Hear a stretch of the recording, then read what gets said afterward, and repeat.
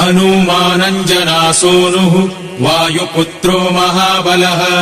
रामेष्ठः फल्गुणः सकः पिङ्गाक्षोमितविक्रमः उदधिक्रमणश्चैव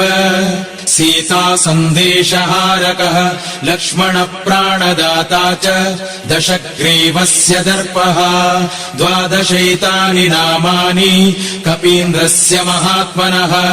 स्वापकाले प्रबोधे च यात्राकाले च यः पठेत् न भयम् विद्यते तस्य सर्वत्र विजयी भवेत् हनुमानञ्जनासूनुः वायुपुत्रो महाबलः रामेष्ठः फल्गुणः सकः पिङ्गाक्षोमितविक्रमः उदधिक्रमणश्चैव सीता सन्देशहारकः लक्ष्मणप्राणदाता च दशग्रीवस्य दर्पः 12 नामानि कपीन्द्रस्य महात्मनः स्वापकाले प्रबोधे च यात्राकाले च यः पठेत् न भयम् विद्यते तस्य सर्वत्र विजयी भवेत् स्वस्ति श्रीहनुमत् 12 नाम स्तोत्रम् सम्पूर्णम्।